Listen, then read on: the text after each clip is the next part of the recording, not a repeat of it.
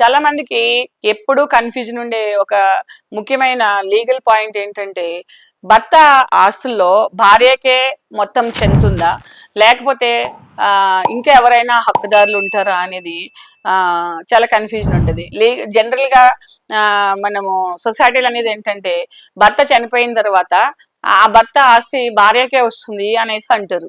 So అది ఎప్పుడంటే ఒక లోకల్ సెటిల్మెంట్ చేసినప్పుడు, పిల్లలు చిన్నగా ఉన్నప్పుడు, ఏదైనా చేసినప్పుడు డెఫినెట్ గా భార్య లేకపోతే పిల్లలకి తల్లి ఆధీనంలోకి వస్తాయి. ఎందుకంటే పిల్లలు మైనర్ గా ఉంటారు కాబట్టి, మైనర్ పిల్లలకి గార్డియన్ ఉండాలి కాబట్టి, గార్డియన్ అనేది న్యాచురల్ మదర్ అవుతుంది కాబట్టి అబ్సల్యూట్ రైట్స్ కానీ ఆ పొజిషన్ కానీ తల్లికి అప్ చెప్తారు కోర్టు వారు కానీ, లేకపోతే ఇంటి పెద్దలు కానీ, లేకపోతే క్యాస్ట్ ఎల్డర్స్, ఫ్యామిలీ ఎల్డర్స్ కానీ ఏం చేస్తారంటే ఆ తల్లికి మాత్రం అప్ చెప్తారు. అంటే భర్త చనిపోయిన తర్వాత భార్యకి మొత్తం ఆస్తులకు సంబంధించిన వ్యవహారాలు కానీ, అప్పులకు సంబంధించిన వ్యవహారాలు కానీ ఆ తల్లి ఆధీనంలో ఉంటుంది.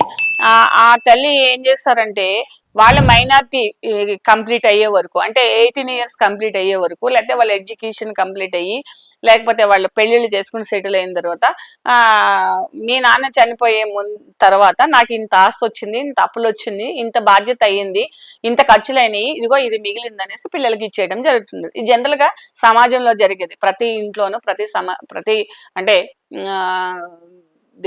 ఏరియాలోనూ జరిగేది ఇదనమాట. పెద్దలు కానీ, లేకపోతే పొలిటీషియన్స్ ఎప్పుడైనా గొడవలు పడినప్పుడు కానీ భార్య ఉంది కాబట్టి భార్యకి అప్ చెప్పండి అంటారు. నెక్స్ట్ ఏంటంటే తల్లిదండ్రులు, ఆ చనిపోయిన వ్యక్తి తండ్రులకు కూడా కొన్ని హక్కులు ఉంటాయి, అది వేరేగా చెప్పుకోవచ్చు. ముఖ్యంగా ఏంటంటే భర్త చనిపోయిన తర్వాత భార్యకి ఏ విధమైన హక్కులు వస్తాయనే దాని మీద ఇప్పుడు మనం చెప్తున్నాం. అది ఎప్పుడు పిల్లల మైనర్ గా ఉండి తల్లి బాధ్యతలు తీసుకొని, ఆ పిల్లలు చిన్నప్పుడే భర్త చనిపోయినప్పుడు ఆ భార్య, అలాగే భర్తకి ఏం ఆస్తులు అయిపోయినా తల్లి రెస్పాన్సిబిలిటీ ఉంటుంది. కాబట్టి ఇది జనరల్ గా సమాజంలో జరిగే ఒక న్యాయపరమైన బాధ్యతలు అనమాట తల్లికి. అంటే పెద్దలు కూడా అదే చెప్తారు. ఇంకా నెక్స్ట్ ఇంకోటి ఏముంటదంటే పిల్లల మేజర్లు అయిన తర్వాత, పిల్లల్లో పెళ్లిళ్ళు అయిన తర్వాత ఆ ఇంటి యజమానైన తండ్రి చనిపోతే వాళ్ళకున్న ఆస్తుల విషయంలో ఏమిటంటే భార్యకి ఏమాత్రం స్థానం ఉంటుంది, ఎంతవరకు ఆమె ఓటా ఉంటుంది అతని ఆస్తిలో, అప్పుల్లో ఎంత ఓటా ఉంటుంది అనేది చాలా మంది కన్ఫ్యూజన్ ఉంటారు. ఆ కన్ఫ్యూజన్ పోగొట్టాలంటే ఈ వీడియో క్లియర్ గా చూడండి.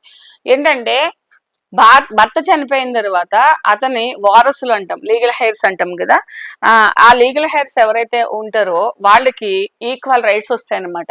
ఆ లీగల్ హెయిర్స్ ఎవరనంటే భార్య ఫస్ట్ లీగల్ హెయిర్ అవుతుంది, నెంబర్ 1 లీగల్ హెయిర్, తర్వాత పెద్ద కొడుకు, తర్వాత చిన్న కొడుకు, తర్వాత కూతురు, అలా లేన్గా వస్తారు.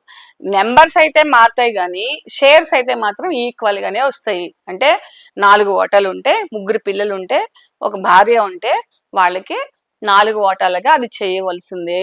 నేను భార్య కాబట్టి నాకు ఎక్కువ ఓటా వస్తుంది, భర్త తర్వాత భార్యకి అనేది లీగల్ గా లేదు. అది ఏదైనా కుటుంబపరమైన సెటిల్మెంట్లు జరిగినప్పుడు అలా చేస్తాం. అది అంటే మైనర్గా ఉన్నప్పుడు, లేదా పిల్లలు కూడా ఒప్పుకుని మా మదర్నే ఎంజాయ్ చేయమనండి, మేము మదర్కి మేము ఇచ్చేస్తున్నాము, మా మదర్ తర్వాత మేము తీసుకుంటామంటే అది డిఫరెంట్ ఇష్యూ. కానీ లీగల్గా అయితే కనుక first legal heir, second legal heir, అంటే మొదటి వారసురాలు, రెండో వారసుడు, లేకపోతే మూడో వారసురాలు అని నెంబర్స్ ప్రకారంగా వస్తే తప్పిస్తే ఓటాలు మాత్రం ఏంటంటే 40 స్క్వేర్ యార్డ్స్ ఉంటే కనుక మనిషికి 10 స్క్వేర్ యార్డ్స్ మాత్రమే వస్తుంది. అంటే భార్యకి ఎక్కువ రావాలి, పిల్లలకు తక్కువ రావాలని, అంటే నలుగురు ఈక్వల్ గా అవుతారు అనమాట. ఇక్కడ ఆస్తుల పరంగా వచ్చేటప్పటికి నలుగురికి ఈక్వల్ వస్తుంది కదా. మరి అప్పుల పరిస్థితి ఏంటి అంటే ఆ చనిపోయిన వ్యక్తి ఎవరికైనా బ్యాంక్ లోన్ ఉన్నా, లేకపోతే బయట వ్యక్తులకి ఎవరికైనా ఉన్నా, దానికి కరెక్ట్ గా ఆధారాలు ఉండి అతనికి ఇవ్వాల్సిన పరిస్థితులు వస్తే మరి ఎవరు పే చేయాలంటే, ఆస్తులు అంటే ఎలాగ నలుగురు పంచుకుంటారో అలాగే అప్పులు కూడా నలుగురు పంచుకోవాలి. అంటే అవతల వ్యక్తి, చనిపోయిన వ్యక్తికి ఒక వ్యక్తి దగ్గర ఒక 10 లక్షలు అప్పు తీసుకున్నాడు అనుకుందాం ఎగ్జాంపుల్.